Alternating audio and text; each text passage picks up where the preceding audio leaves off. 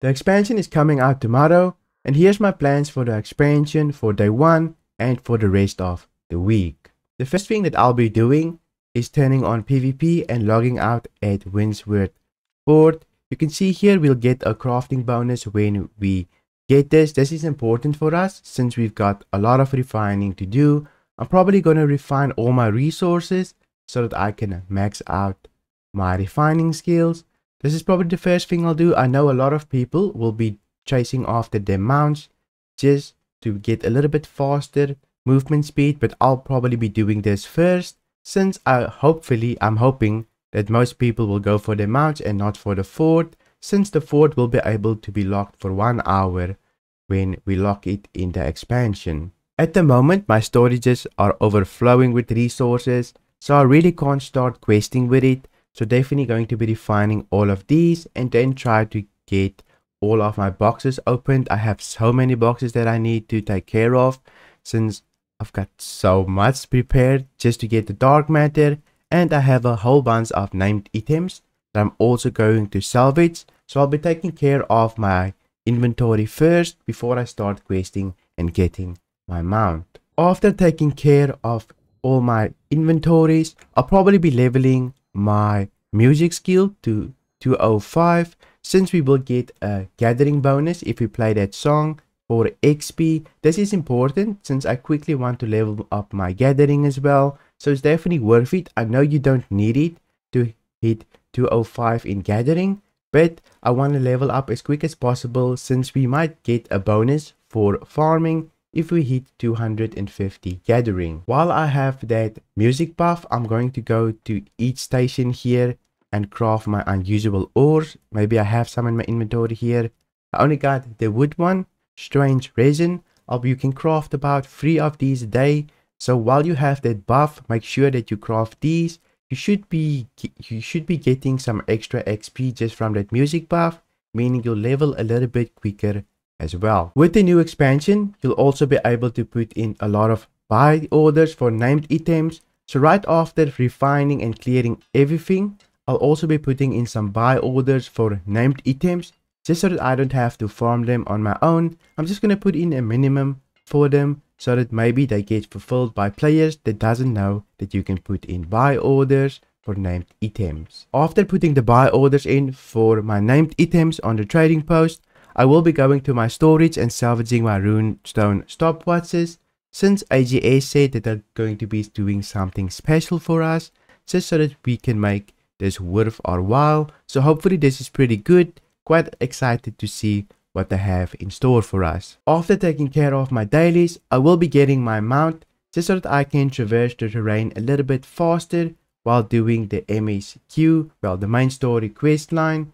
If you don't know what MSQ is, but there's a couple of other things that I'll also be working on. For example, I'll be going after my faction quest. I do have a lot of faction quests prepared.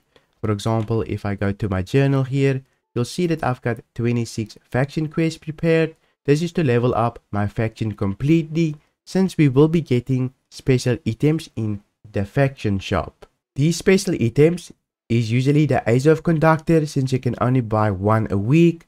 But I'll be buying other things as well.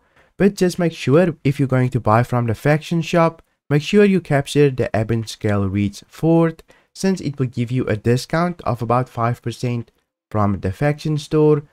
Sure, this might not be a lot, but if something is 25,000 gold, this might add up in the long run. Another thing that I will be doing is farming every artifact.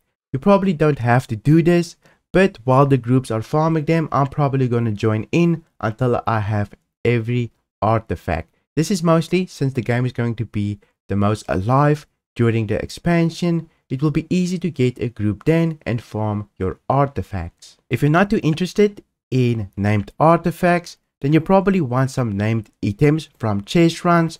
A lot of the named items is locked behind chest runs, so definitely going to have to do those if you want to, and I believe the best time to do them is when the game is still alive since it will go super fast. So definitely jump in on some of those. I'm basically going to do quite a bit of them, but I will be saving some time for mutations as well since I want to grind my gear score and mutations is probably the best way to do it. And since we only need one gear set now for all mutations, I'm definitely going to try and get a best in slot gear set for myself. One of the best PvE sets will be able to drop in Dynasty Shipyard. Hopefully this rotates to be mutated fast so that we can get one of the best in slot mutator sets here. It has refreshing and a bunch of other things.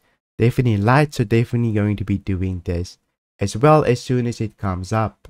While we're on the map, make sure you get the animal signs. There's a couple of them. The first one you can get with your mount. You'll see it's in a cave where you can just collect it. So make sure you get those. They're going to be important for some chest runs and some juicy loot boxes. So I'll be getting all of those. I'll probably be making a video soon of all of them on the map, but we'll have to wait and see. After getting all of the animal signs, I'll probably be leveling up my trade skills, mostly armoring and engineering, and probably the arcanist as well, just so that I can craft the weapon matrix and armor matrix, so that I can choose my last perk for my artifacts and named items.